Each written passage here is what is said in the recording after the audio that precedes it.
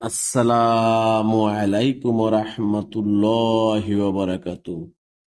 সূরা Nahal ৭২।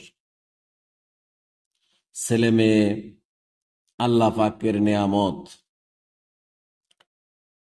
আল্লাহ তাআলার অগণিত নিয়ামতের মধ্যে অন্যতম বিশেষ নিয়ামত হচ্ছে আদর্শ সন্তান, যা আল্লাহ তাআলা বিশেষ অনুগ্রহের ফল। আমরা জানি আল্লাহ তাআলা চাইলে কেবলমাত্র কোনো ব্যক্তির সন্তান লাভ করতে পারেন।